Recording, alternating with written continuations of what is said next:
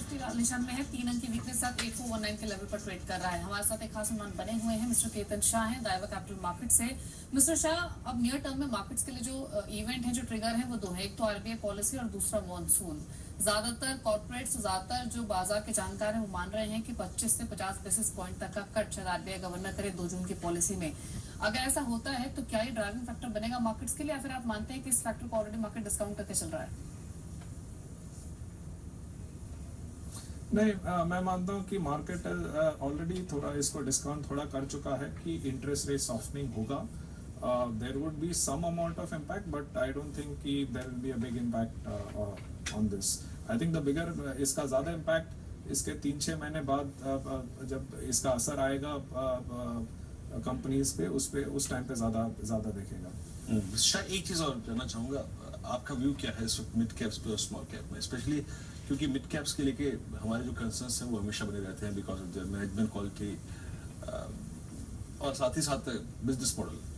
लेकिन एक ऐसे दौर में जब आप ब्याज दरों के घटने की बात कर रहे हैं, आप उम्मीद लगा रहे हैं कि 100 बेसिस पॉइंट का कट हो भी जाएगा और ट्रांसमिट भी हो जाएगा, मिड कैप्स को लेकर आपके अप्रोच क्या है? क्या इन्वेस्टर्स को मिड कैप्स पे ध्यान देना चाहिए? कोई पर्टिकुलर सेक्टर जो आपके जहन में आता है जिसने हिस्टोरिकली अच्छा मूव दिया है, like auto ancillary space, like tyre space, like logistics, आपकी राय? I'm sorry, can you repeat the question? मैं मिड कैप्स पर आपका राय जानना चाहता हूं सर, कि मिड कैप्स को लेकर आपका आउटलुक क्या है? क्या मिड कैप्स इस वक्त इतने बड़े मूव के बाद थोड़ा सा रिस्की लेवल्स पे आ चुके हैं, या रिस्क रिवॉर्ड रेशो के लिहाज से इस बात को देखते हुए कि रेट कट की पॉसिबिलिटी और रेट ट्रांसमिशन की पॉसिबिलिटी इस फिस्कल में लगभग 100 बेसिस पॉइंट की है, आप मिड कैप्स को किस पर्सपेक्टिव से देखते हैं? और कुछ स्पेस जहां पर आप कंफर्टेबल है, like tyre space, like auto ancillary, या फिर लॉजिस्टिक्स? देखिए, ये थोड़ा वाजिब होगा कि अगर मैक्रो रिस्क जो हम यूएस यूरोप की बात कर रहे हैं, अगर कुछ ऐसा हुआ तो मिड कैप पे ज्यादा असर रहेगा इस पे। तो बजाय रेट कट से थोड़ा शॉर्ट टर्म लाभ हो सकता है, लेकिन अगर आप 2-3 महीने की बात कर रहे हैं तो द मैक्रो इश्यूज अगर उसमें कुछ नेगेटिव आया तो उसका मिड कैप पर ज्यादा असर रहेगा। तो उस तरह से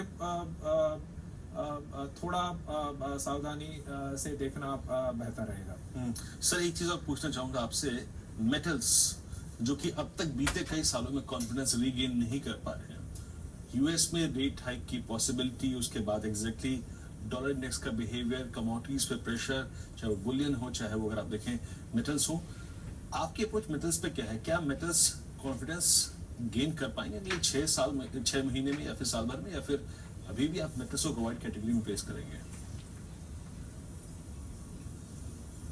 मेटल्स में अभी कुछ जो लॉन्ग टर्म इश्यूज हैं सेक्टर के, वो अभी तक उसका पूरा सॉल्यूशन आया है ऐसा लग नहीं रहा है।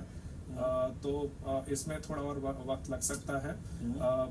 Although India is relatively in a better position, but फिर भी आई डोंट थिंक कि सारे इश्यूज इसके सॉल्व हुए हैं अभी तक। ओके, शाह, बहुत बहुत शुक्रिया, आप इस कार्यक्रम में शामिल हुए। सभी सेक्टर्स पे इंडस्ट्रीज पे अपनी राय रखी है आपने, बहुत बहुत शुक्रिया।